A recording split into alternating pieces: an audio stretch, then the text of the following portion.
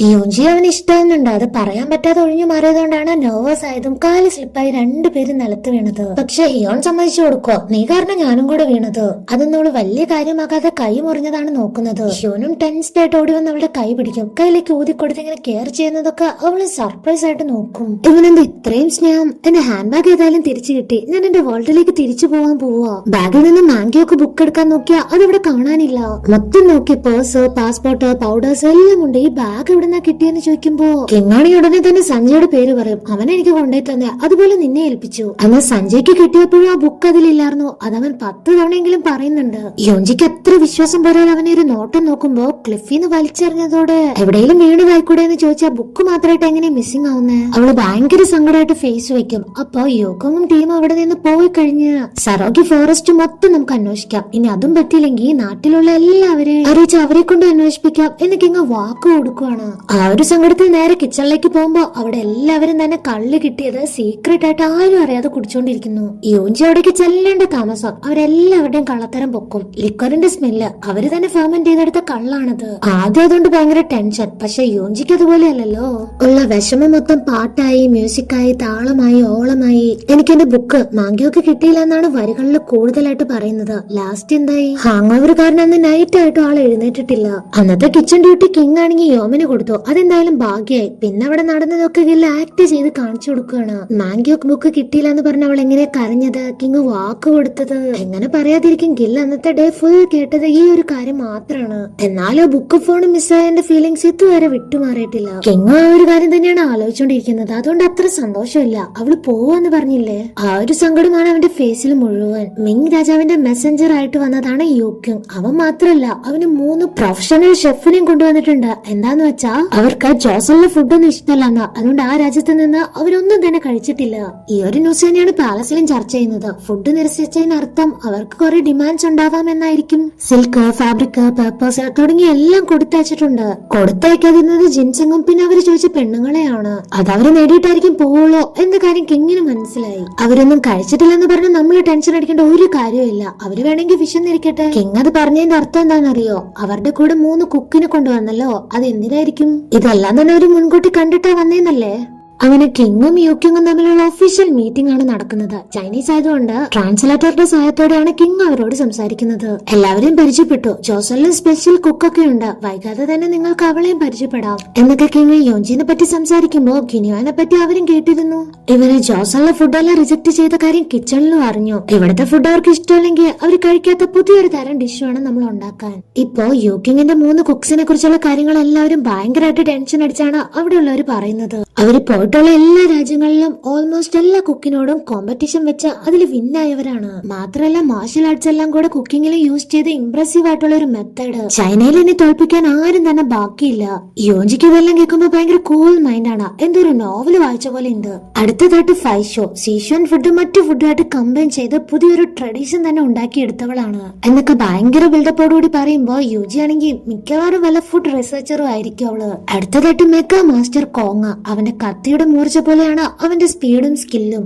ഇവരെല്ലാം മാനേജ് ചെയ്യാൻ നിനക്ക് പറ്റുമെന്ന് അഡ്വൈസർ ചോദിക്കുമ്പോ അവള് നേരെ കിച്ചണിലേക്ക് ചെല്ലും. ആ കാലത്ത് ബട്ടർ ആരും തന്നെ കണ്ടുപിടിച്ചിട്ടില്ല. അവളതുണ്ടാക്കി എല്ലാവരെയും കാണിച്ചു കൊടുക്കും. അതിന്റെ പേരോ രുചിയോ ഒന്നും അറിഞ്ഞിട്ടില്ല. അമ്മാതിരി നോട്ടാണ് ആ ഒരു ഐറ്റം കാണുമ്പോ. നമ്മുടെ ഗസ്റ്റ് എല്ലാം യാത്ര കഴിഞ്ഞ് ഒരുപാട് ക്ഷീണിച്ചായിരിക്കും വന്നിട്ടുണ്ടാവുക. അതുകൊണ്ട് നമുക്ക് അവരെ മധുരം കൊടുത്തു വേണം സ്വീകരിക്കാൻ. അങ്ങനെ അവളുടെ കുക്കിംഗ് സ്റ്റാർട്ടായി. പണ്ട് ബട്ടറിനെ സുയു എന്നാണ് വിളിച്ചിരുന്നത്. മിൻസു ആ പേര് കറക്റ്റ് ആയിട്ട് ഗസ് ചെയ്ത് പറയുമ്പോ യുജി അവനെ അപ്രീഷിയേറ്റ് ചെയ്യും. യുക്കിങ് ഇവിടേക്ക് വന്നത് 50 കന്യകമാരെയും അതിന്റെ ഇരട്ടി തന്നെ ജിൻസങ്ങും ആവശ്യപ്പെട്ടാണ്. പെൺകുട്ടികൾ ഇവിടെ നിന്ന് തരാൻ പറ്റില്ലെന്ന് ഓൾറെഡി കിങ് അറിയിച്ചതാണ്. പിന്നെ ജിൻസങ്ങിന്റെ അളവാണെങ്കിൽ നിങ്ങളുടെ രാജ്യം ഇവിടേക്ക് തരുന്ന ഗിഫ്റ്റ് പോലെ ഇരിക്കും. ഇതൊന്നും തന്നെ യൂക്കിങ്ങിന് ഇഷ്ടാവുന്നില്ല. ഞങ്ങളുടെ രാജാവിനെ ചോദ്യം ചെയ്യാണോ നിങ്ങള്? ആ ടൈമിലേക്ക് അവളുടെ പുതിയ ഡിഷുമായിട്ട് യുജി വരും. ഇതാണ് മാക്രോൺസ്. ആ ഒരു പേര് പോലെ അവിടെ എല്ലാവരും അത്ഭുതത്തോടെയാണ് കേൾക്കുക. കുക്കീസ് പോലെയാണ് ഇരിക്കുക. ആൽമണ്ടിന്റെ സീഡ് പൊടിച്ചാണ് ലേയേഴ്സ് ക്രിയേറ്റ് ചെയ്തത്. എഗ്, ബട്ടർ എല്ലാം ചേർത്ത് പല നിറത്തിൽ സ്വീറ്റ് ക്രീം ഫില്ല് ചെയ്തുണ്ടാക്കിയോണ്ട് ക്രഞ്ചി ടെക്സ്ചറും കിട്ടി. യൂക്കിങ്ങും കുറച്ച് ആശ്ചര്യത്തോടെ നോക്കി കഴിച്ചു നോക്കാൻ വേണ്ടി ആദ്യം 3 കുക്കിനോടാണ് ആവശ്യപ്പെടുക. അവരത് ഫസ്റ്റ് ടൈം കഴിക്കുകയാണ്. വിശ്വസിക്കാനാവുന്നില്ല. ആസ്വദിച്ച് കഴിക്കുന്നത് ഇവന് നോക്കുന്നുണ്ട്. അതുകൊണ്ട് തന്നെ കുറച്ച് ഡൗട്ട് അടിച്ച് മടിച്ചാണ് കഴിച്ചത്. പക്ഷെ കഴിച്ചപ്പോ ഫസ്റ്റ് ബൈറ്റിൽ തന്നെ ആളും ഭയങ്കരമായിട്ട് ഇംപ്രസ് ആയി. അവനും വലിയ ഇഷ്ടായി. എല്ലാവരും ചീഫ് കുക്കിനെ അപ്രീഷിയേറ്റ് ചെയ്തത് കാണുമ്പോ മിങ് രാജാവിന്റെ പവർ എന്താന്ന് ജോസണിനുള്ളവരെ അറിയിക്കാതെ പോകുന്നത് ശരിയല്ലല്ലോ. എന്നാൽ നമുക്കൊരു കുക്കിംഗ് കോമ്പറ്റീഷൻ ആയാലോ എന്നയാൾ ഒരു സജഷൻ വെക്കുമ്പോഴേ കിങ്ങിന് അറിയാം ജോസണിൽ നിന്ന് അയാൾക്ക് വേണ്ടത് കിട്ടാനുള്ള അടവ് മാത്രമാണ് ഈ ഒരു കോമ്പറ്റീഷൻ. അതുകൊണ്ട് മാത്രമാണ് 3 കുക്കിനെയും കൂടെ അയാൾ വന്നപ്പോ കൂടെ കൊണ്ടുവന്നത്. യോഞ്ചിക്ക് നന്നായിട്ട് അറിയാം ചൈനീസ് കുക്കിംഗ് എന്നാൽ ഭയങ്കര ഈസി മെത്തേഡ് ഒന്നും അല്ല, വളരെ വ്യത്യസ്തവും പഠിച്ചെടുക്കാൻ ഭയങ്കര ടഫും ആണ്. അതില് ടെൻസ്ഡ് ആയിട്ട് ഇരുന്നുകൊണ്ട് കിങ്ങിനോട് പ്ലീസ് നോ പറ, കോമ്പറ്റീഷൻ വെക്കണ്ടെന്നുള്ള സൈൻ ആണ് കാണിച്ചത്. അതവന് കണക്ട് ആയില്ല. ഓക്കെ, കോമ്പറ്റീഷൻ വെച്ച് നോക്കാൻ അവനും ഡീൽ കൊടുത്തു. അപ്പൊ യോജിയാണെങ്കിൽ വേണ്ട നോ പറ, നോ നോ എന്നിങ്ങനെ കൈകൊണ്ട് കാണിച്ചതാണ്. അതും അവൻ തെറ്റിദ്ധരിച്ചു. നിങ്ങള് 3 കുക്കായിട്ട് വന്നതല്ലേ, ഞങ്ങളുടെ കയ്യിലുണ്ട് 3 കുക്സ്, അവര് തമ്മിൽ മത്സരിക്കട്ടെ. കിങ്ങും യുക്കിങ്ങും ആയിരിക്കും ജഡ്ജ്. അടുത്ത മീറ്റിംഗിലാണ് ബാക്കി എക്സ്പ്ലനേഷൻ ഉണ്ടാവുക. അന്ന് സഭയിൽ നടന്ന കാര്യങ്ങളെല്ലാം ഈ ഒരു മിനിസ്റ്ററെ ക്യൂനിനെ അറിയിച്ചപ്പോ ആൾക്ക് ഏകദേശം ഉറപ്പായി ഇത്തവണ യൂൻ എടുത്ത തീരുമാനം തെറ്റി. കാരണം മിങ്ങിന്റെ കുക്ക് അവർ എക്സ്ട്രീംലി ടാലന്റഡ് ആണ്. മാത്രമല്ല ഈ വന്ന ആളുടെ പെരുമാറ്റത്തിൽ ക്യൂനിന് ഭയങ്കര ഡൗട്ട്. മിങ് രാജാവ് ശരിക്കും ക്യൂനിന്റെ അടുത്ത് ഭയങ്കരമായിട്ട് കടപ്പെട്ടിട്ടുണ്ട്. അവര് തമ്മിലുള്ള സൗഹൃദം അത്ര വലുതാണ്. ഇങ്ങനെ മണ്ണും പൊന്നും പെണ്ണും അങ്ങനെ ചോദിക്കാൻ പാകത്തിന് അധപതിച്ചിട്ടൊന്നും ഇല്ല ആ ഒരു രാജാവ്. അതുകൊണ്ട് ഒരു സ്പെഷ്യൽ ഓർഡർ പുറപ്പെടുവിക്കുകയാണ്. ഞാൻ തരുന്ന കത്ത് എത്രയും പെട്ടെന്ന് മിങ് രാജാവിനെ ഏൽപ്പിക്കണം. ഇവിടെ യോജിയാണെങ്കിൽ കിങ്ങിനെ ഇൻഡയറക്റ്റ് ആയിട്ട് വഴക്കു പറയാണ്. എന്നോട് ചോദിച്ചിട്ട് സമ്മതിച്ചാ പോരായിരുന്നോ?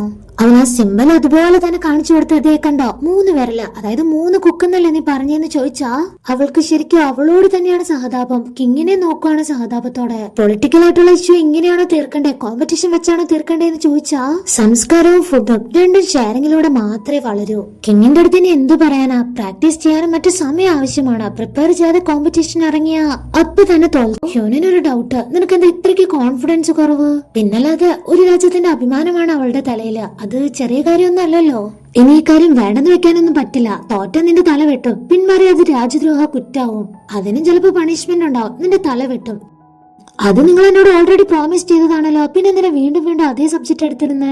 ആ ബുക്ക് കണ്ടുപിടിക്കാന്നല്ലേ പറഞ്ഞതാ, നിനക്ക് തരാന്ന് പറഞ്ഞിട്ടില്ലല്ലോ എന്ന് പറയുമ്പോ ശരിക്കും യോജിക്ക് പേടിയാവും. ജെയ്സൺ മിനിസ്റ്റർ എന്താ ചെയ്യാന്നറിയോ, സീക്രട്ട് ആയിട്ട് യോജി ഉണ്ടാക്കിയ ഫുഡ് ഉണ്ടല്ലോ അത് മോക്ജോനും കഴിക്കാൻ കൊണ്ടുവന്നിട്ടുണ്ട്. 2 പേർക്കും അത് കഴിക്കുമ്പോ ഭയങ്കരമായിട്ട് ഇഷ്ടമായി. അവൾക്ക് ഞാൻ വിചാരിച്ചതിൽ കൂടുതൽ കഴിവുണ്ടെന്ന് ജെയ്സൺ ഇങ്ങനെ പുകഴ്ത്തി വരുമ്പോഴേ മോക്ജോ കഴിക്കൽ നിർത്തും. ഈ കോമ്പറ്റീഷനിൽ വിൻ ആയി കഴിഞ്ഞാൽ ഇവിടെ നിന്ന് ജിൻസംഗം മൊത്തത്തിൽ അവരുടെ നാട്ടിലേക്ക് കൊണ്ടുപോകാനുള്ള അനുമതി കിട്ടും. മാത്രമല്ല രാജ്യത്തിന്റെ അഭിമാനം കളഞ്ഞ കുറ്റത്തിന് കിങ്ങിനെ അവിടെ നിന്ന് ഒഴിവാക്കാം. തോറ്റവരെ വായിക്കേണ്ട കാര്യമില്ലല്ലോ. ഹ്യൂൻ ചെയ്ത ഏറ്റവും വലിയ മണ്ടത്തരായിട്ട് ഇത് ചരിത്രത്തിൽ ഇടം പിടിക്കും. ഈ രാജ്യത്തിന്റെ റൈറ്റ് സ്റ്റേറ്റ് കൗൺസിലർ, അതായത് ഈ ഹ്യൂക്കിങ്ങിനെ ചെന്ന് കാണുവാണ്, അതും ആരോടും പറയാതെ ഒരു ബുക്ക് എടുത്ത് ടേബിളിൽ വെക്കും. ഇത് നിങ്ങൾ ഇതുവരെ വേണമെന്ന് ആവശ്യപ്പെട്ട് ഇവിടെ നിന്ന് കൊണ്ടുപോയതിന്റെയും ഇവിടേക്ക് തന്ന സാധനങ്ങളുടെയും കണക്കുകളാണ്. വെറുതെ ഒന്ന് ഓർമ്മപ്പെടുത്തിയെന്ന് മാത്രമേ ഉള്ളൂ. കോമ്പറ്റീഷൻ നടത്തിയാലും നിങ്ങൾ തന്നെ തോക്കുന്ന അവരെ വെല്ലുവിളിച്ചിട്ട് ഇറങ്ങിപ്പോവും. യുക്കിങ്ങിന് അതൊന്നും വലിയ കാര്യമായിട്ട് ഇഷ്ടപ്പെട്ടിട്ടില്ല. എന്നാലും ചെറിയൊരു ഡൗട്ട്, ഇവർ ഇത്രയ്ക്ക് കോൺഫിഡന്റ് ആയിട്ട് കൊണ്ടു നടക്കുന്ന ഇവരുടെ ചീഫ് കുക്ക് അത് എത്രയ്ക്ക് സ്കില്ലുണ്ടോന്ന് അറിയണം. യുജി, മിൻചോ, മാൻചോ അവരുടെ ടീംസിന് ആരെയും തന്നെ ഇവിടെയുള്ള ആരും സീരിയസ് ആയിട്ട് കാണാത്തതിന് അവൻ വഴക്ക് പറയാണ്. എന്തൊക്കെ പറഞ്ഞാലും കോമ്പറ്റീഷൻ അല്ലേ, അതിന്റേതായ സീരിയസ്നെസ്സോടുകൂടി തന്നെ കാണണം. അവിടെ പോണം, അവരെത്ര സ്കിൽഡ് ആണെന്ന് അറിയണം. അതിന് റെഡി ആയിട്ട് ഫേസ് റെഡിയാണെന്ന് അറിയിച്ചുകൊണ്ട് മുന്നോട്ട് വരും. ഇവിടെ നടക്കുന്ന എല്ലാ കാര്യങ്ങളും ഗോങ് ഭയങ്കര സീക്രട്ട് ആയിട്ട് വാച്ച് ചെയ്യുന്നത് അവർ കണ്ടു. കുംഫു സ്റ്റൈലിൽ കത്തി കറക്കി എടുത്തെറിഞ്ഞ് ജസ്റ്റ് മിസ്സിനായിരുന്നു അവൻ രക്ഷപ്പെട്ടത്. അവനാണെങ്കിൽ കക്കാനും അറിയാം നിക്കാനും അറിയാം. ഈ കണ്ട കാര്യങ്ങളെല്ലാം കിങ്ങിനെ അറിയിക്കുകയാണ്. നമ്മൾ വിചാരിച്ചതിനേക്കാൾ അപ്പുറമാണ് അവിടെ. റൈറ്റ് സ്റ്റേറ്റ് കൗൺസിലർ എന്തിനാ അവിടെ പോയെന്ന് കിങ്ങിനും അറിയില്ല, കിങ്ങിനോട് ചോദിച്ചിട്ടുമില്ല. അപ്പൊ അത് കുറച്ച് ഡൗട്ടായി അവന്. അതിന്റെ പിന്നിലെ ജെയ്സൺ മിനിസ്റ്റർ തന്നെയാണ്. യോഞ്ചി കോമ്പറ്റീഷൻ എങ്ങനെയും തോക്കണം. അവള് തോറ്റാൽ മാത്രമേ രാജ്യത്തിന്റെ ഭാവി അവർക്ക് നിശ്ചയിക്കാൻ പറ്റൂ. കിങ്ങിനെ കൊണ്ട് സ്ഥാനം ഒഴിപ്പിക്കണം, നാണക്കേട് കൊണ്ട് തല താഴ്ത്തണം. ഇതൊക്കെയാണ് ഇവര് പ്ലാൻ ചെയ്യുന്നത്. യോഞ്ചി കോമ്പറ്റീഷന് വേണ്ടിയുള്ള തയ്യാറെടുപ്പിലാണ്. റെഡ് ചില്ലി പൗഡർ അതൊരു സീസണൽ ഇൻഗ്രീഡിയന്റ് ആയതുകൊണ്ട് തന്നെ ആരും ആ നാട്ടിൽ യൂസ് ചെയ്യാറേ ഇല്ല. സോ വെറൈറ്റി ആയിട്ടുള്ള ടേസ്റ്റ് ഉണ്ടാക്കണമെങ്കിൽ ഈ ഒരു ഐറ്റം കൊണ്ട് മാത്രമേ ഇനി പറ്റൂ. കണ്ണ് നേരുന്നുണ്ട്, കൈ പുകയുന്നുണ്ട്, ആർക്കും അത് ഹാൻഡിൽ ചെയ്യാൻ പോലും അറിയില്ല. യോഞ്ചി ചെയ്യുന്നത് പോലെ അകത്തായിട്ടൊന്ന് കഴിച്ചു നോക്കിയ മാൻചോനും കിട്ടിയ 8ന്റെ പണി. മില്ലിൽ പോണം, റെഡ് ചില്ലീസ് എല്ലാം പൊടിച്ചെടുക്കണം. അതിനുള്ള പെർമിഷൻ വാങ്ങാൻ വേണ്ടി കിങ്ങിനെ കാണുമ്പോ അവനും കൂടെ വരണമെന്നാണ് പറയുന്നത്. പാലസിലെ തിരക്കൊക്കെ മാറ്റി വെച്ച് വരണ്ടെന്ന് ചെയ്യാന്ന് യൂജി പറഞ്ഞതേ ഉള്ളൂ. ഹ്യൂൻ ദേഷ്യപ്പെടും. രാജ്യത്തിന്റെ മാനത്തേക്കാൾ കൂടുതൽ എന്ത് തിരക്ക്, ഡ്രസ്സ് മാറ്റി റെഡി ആയിട്ട് വരാൻ പറയും. എന്നാൽ യൂജിക്ക് ഇപ്പൊ കിച്ചണിൽ യൂസ് ചെയ്യുന്ന ആ ഒരു യൂണിഫോം അല്ലാതെ വേറെ ഡ്രസ്സൊന്നും തന്നെ ഇല്ലല്ലോ.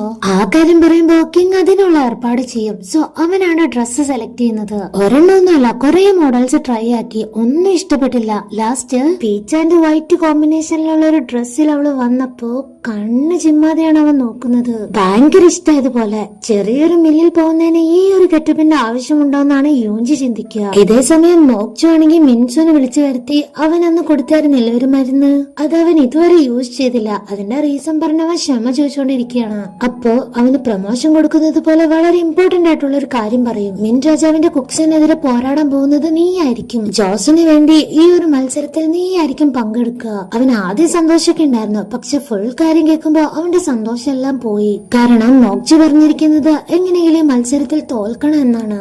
അങ്ങനെ കിങ്ങും യൂജിയും കൂടെ മാർക്കറ്റ് എത്തി. ജോസണിലെ പഴയകാല മാർക്കറ്റ്. അവൾ അവിടെയുള്ള ഓരോന്നും ഭയങ്കര ഡിഫറെന്റ് ആയിട്ടാണ് നോക്കുന്നത്. ഒരു കടയിൽ മാത്രം മാംഗ്യോക്ക് ബുക്കിൽ കണ്ട അതേപോലെ ഒരു ചെയിൻ, അത് അവൾ ഭയങ്കര ക്യൂരിയസ് ആയിട്ട് കയ്യിലെടുക്കും. പക്ഷെ വില ചോദിച്ചപ്പോ ഒന്ന് ഞെട്ടി. ഇച്ചിരി കൂടുതലായതുകൊണ്ട് അവിടെ തന്നെ അപ്പൊ തന്നെ വെച്ചു. നേരെ മില്ലിൽ ചെല്ലുമ്പോ കിങ് കുറച്ച് പൈസ എടുത്ത് കയ്യിലേക്ക് കൊടുക്കും. കഴിയുമ്പോ പറയണം ഞാൻ അവിടെ ഉണ്ടാവും. പൈസയൊന്നും വേണ്ടെന്ന് പറഞ്ഞാ അവളുടെ കയ്യിൽ നിർബന്ധിപ്പിച്ച് വെച്ചു കൊടുക്കും. അതേതായാലും നന്നായി. കാരണം ഇതുപോലെ റെയർ ആയിട്ടുള്ള സീഡെല്ലാം പിടിക്കാൻ കുറച്ചധികം പൈസയാവും. കിങ് അപ്പൊ എവിടെയാ പോകുന്നതെന്നറിയോ? അവളെടുത്ത ആ ഒരു ചെയിൻ ഉണ്ടല്ലോ, അത് വാങ്ങാൻ. അത് മാത്രമൊന്നുമല്ല, പുതിയ ഡ്രസ്സ് തയ്ക്കാനുള്ള തുണി, ഇടാനുള്ള ചെരുപ്പ്, ഹെയർ പിൻ, അങ്ങനെ കുറെ ഐറ്റംസ് വാങ്ങും. കുറച്ചു നേരമായിട്ട് ഇവനെ കാണാത്തോണ്ട് യുജി ഒന്ന് അന്വേഷിച്ചിറങ്ങാൻ പോവാൻ നിൽക്കുന്ന നേരത്താണ് അൺഎക്സ്പെക്ടഡ് ആയിട്ട് അവിടെ മഴ പെയ്യും. ഗില്ലാണെങ്കിലോ ഉണക്കാനിട്ട് വെച്ച റെഡ് ചില്ലീസ് മൊത്തം നനഞ്ഞു പോയി. അതെടുക്കാനായിട്ട് ചെല്ലുമ്പോ ദേ വരുന്ന ഫൈഷോ. ഗില്ലാണെങ്കിൽ വളരെയധികം പേടിച്ചു പോയി. അവൾ ആ റെഡ് ചില്ലീസ് ടേസ്റ്റ് ചെയ്ത് നോക്കി നേരെ അവരുടെ കിച്ചണിലേക്കും വരും. എല്ലായിടവും ഡീറ്റെയിൽ ആയിട്ട് നോക്കുവാണ്. മെസ്സി ആയിട്ടുള്ള കിച്ചൺ. അസിസ്റ്റന്റ് ഓണിയൻ കട്ട് ചെയ്തെടുത്ത് എന്തോ ഒരു കാര്യം പറയും. അവനത് മനസ്സിലായില്ല. എന്തോ പുകഴ്ത്തിയതാന്ന് വിചാരിച്ച ചെക്കനാണെങ്കിൽ ഭയങ്കര സന്തോഷം. കട്ടിംഗ് സ്കിൽസ് തീരെ പോരാ, കളിയാക്കിയതാണെന്ന് ഇയോമാണ് എക്സ്പ്ലെയിൻ ചെയ്യുക. ആൾക്ക് ചൈനീസും അറിയാം. എന്നാൽ ഇവിടെയുള്ള കുക്സ് ഒക്കെ തന്നെ വെറും ശിശുവാണ്, വെറുതെയാണെന്ന് കമന്റ് അടിച്ച എന്താ ഉണ്ടാവുക? വിട്ടുകൊടുക്കില്ലല്ലോ. അതുകൊണ്ട് അവരുടെ ടീം മൊത്തം ഇവളായിട്ട് വെല്ലുവിളിക്കുകയാണ്. കോമ്പറ്റീഷൻ വെക്കാം. ഗില്ലാണെങ്കിൽ അവള് വഴക്ക് പറയുമ്പോ അധികം സംസാരമൊന്നുമില്ല. ഇവള് ബുദ്ധിയില്ലാത്തവർക്കായിരിക്കും ഏറ്റവും ഉയർന്ന ശബ്ദം. നൈഫ് എടുത്തൊരു പ്രത്യേക രീതിയിൽ കറക്കി നേരെ മാസായിട്ട് ചെന്ന് ആ ചെക്കന്റെ അടുത്തൊരു ഡയലോഗാണ്. അതും വാതുവെക്കും പോലെ. ഉറപ്പിക്കാവോ കോമ്പറ്റീഷൻ? നിനക്കതിനുള്ള ധൈര്യം ഉണ്ടോ? അങ്ങനെ അതിലും തീരുമാനമായി. കട്ടിംഗ് സ്കിൽസിലെ 2 കാര്യം മാത്രമേ നോക്കേണ്ടതുള്ളൂ. മിൻചു എല്ലാവരും വിളിച്ച് അഡ്വൈസ് കൊടുക്കുകയാണ്. ഒന്ന് സ്പീഡ്, 2 യൂണിഫോം ആയിട്ടുള്ള പീസസ്. പക്ഷെ അവൻ പറഞ്ഞ ഈ 2 കാര്യങ്ങളും പെട്ടെന്നൊന്നും ആർക്കും ആർജിക്കാൻ പറ്റുന്ന കഴിവുകളല്ല. മഴ നിന്നു. യുജി എന്നിട്ടും കാണാത്തോണ്ട് അവള് വരെ ലേറ്റ് ആവുന്നോണ്ട് അവള് നോക്കാൻ ഇറങ്ങുമ്പോഴാണ് ദൂരെ അവള് സന്തോഷത്തോടെ കുറച്ച് ഫ്ലവേഴ്സ് ആയിട്ട് അവന്റെ അടുത്തേക്ക് ഓടി വരുന്നു. അവനാണെങ്കിൽ കുറെ നേരം നോക്കി നിൽക്കും. എന്നിട്ട് അടുത്ത് വരുമ്പോ എവിടെ ആയിരുന്നു എന്ന് ചോദിച്ച് ദേഷ്യപ്പെടും. ഈ പൂക്കൾ വാങ്ങാൻ പോയതാണ്, അവന് വേണ്ടി കൊണ്ടുവന്നതാ, ഇതിന് മെഡിസിനൽ വാല്യൂ ഉണ്ട്. ഒത്തിരി ദേഷ്യം വരാതിരിക്കും, മൈൻഡ് റിലാക്സ് ആയിരിക്കും, റൂമിൽ വെക്കണം. അങ്ങനെ സംസാരിച്ചുകൊണ്ട് നിൽക്കുന്നതിനിടയ്ക്ക് ചെറിയൊരു ആക്സിഡന്റ് നടന്നേനെ. ഇവൻ കറക്റ്റ് ആയിട്ട് അവളെ മാറ്റി നിർത്തിക്കൊണ്ട് രക്ഷപ്പെട്ടു. പക്ഷെ അവനിങ്ങനെ ഫോഴ്സ്ഫുള്ളി ഒന്ന് പിടിച്ചു വലിച്ചതുകൊണ്ട് കയ്യിലുള്ള പൂക്കള് താഴെ വീണു. അത് പോവാണെങ്കിൽ പോട്ടെ, നമുക്ക് വേറെ വാങ്ങാനാവും പറഞ്ഞിട്ടും യൂജി കേട്ടില്ല. ഓരോ ഫ്ലവേഴ്സും നിലത്തിരുന്ന് ചെളിയൊന്നും പറ്റാതെ ഇങ്ങനെ തട്ടി ക്ലീൻ ചെയ്തെടുക്കുമ്പോ കിങ്ങും കയ്യെല്ലാം മുടക്കി അവളെ ഹെൽപ്പ് ചെയ്യാൻ അവിടെ ഇരിക്കും. അവനിൽ നിന്ന് ഇങ്ങനെ ഒരു കാര്യം യൂജി പ്രതീക്ഷിച്ചില്ല. ഏറ്റവും കൂടുതൽ ഷോക്കായത് സേനാധിപതിയാണ്. സാരല്ല, മൈൻഡ് ആക്കണ്ടെന്ന് അവനൊരു സിഗ്നൽ കൊടുക്കും. എന്നിട്ട് അവളുടെ കൂടെ കുറെ ടൈം സ്പെൻഡ് ചെയ്യാണ്. ചെറുതായിട്ട് അവന്റെ ഫേസിൽ ചെളി പറ്റിയത് കാണിച്ചു കൊടുത്ത് വീണ്ടും ചെളിയാക്കി കൊടുക്കും യൂജി. അങ്ങനെ സന്തോഷത്തോടെ ഒരു ദിവസം കഴിയാറായി. നൈറ്റ് പാലസിൽ തിരിച്ചെത്തിയപ്പോ ഹ്യൂൻ ആ ഫ്ലവേഴ്സ് നോക്കി, നീ എനിക്ക് ഗിഫ്റ്റ് തന്നു, ഞാനും തിരിച്ച് എന്തേലൊക്കെ തരണമല്ലോ. ഏയ് എനിക്കൊന്നും വേണ്ട, എന്റെ കൂടെ ഇത്രയും നേരം ഉണ്ടായത് തന്നെ വലിയ സന്തോഷം. ഈ കോമ്പറ്റീഷനിൽ ഡിഫറെന്റ് ടേസ്റ്റ് ക്രിയേറ്റ് ചെയ്യാൻ 2 സീസണിലുള്ള ഐറ്റംസ് വേണം. അതിലൊന്നാണ് റെഡ് ചില്ലീസ്. അത് കിങ്ങും ടേസ്റ്റ് ചെയ്തിട്ടുണ്ട്. അന്ന് സരോജി ഫോറസ്റ്റിൽ വെച്ച് കിങ്ങിനെ കെട്ടിയിട്ട് കൈയെല്ലാം കെട്ടിയിട്ട് കുറച്ച് ഫുഡ് വാരി കൊടുത്തില്ലേ, അതിന്റെ എരിവ് അവനും അറിഞ്ഞതാണല്ലോ. കണ്ണീന്നൊക്കെ തീപ്പൊരു മിന്നി. എന്ന് അവൾ പോകുന്നതിന് മുന്നേ തന്നെ ഹ്യൂൻ ആ ചെയിൻ അവൾക്ക് ഗിഫ്റ്റ് ചെയ്യാണ്. നിനക്കിത് വാങ്ങണം എന്നുണ്ടായിരുന്നത് പോലെ തോന്നി, അതാ ഞാൻ ഗിഫ്റ്റ് ചെയ്യാന്ന് വിചാരിച്ച്. അപ്പോ അങ്ങനെയാണെങ്കിൽ ഇവൻ എന്നെ ശ്രദ്ധിക്കാറുണ്ടെന്നല്ലേ?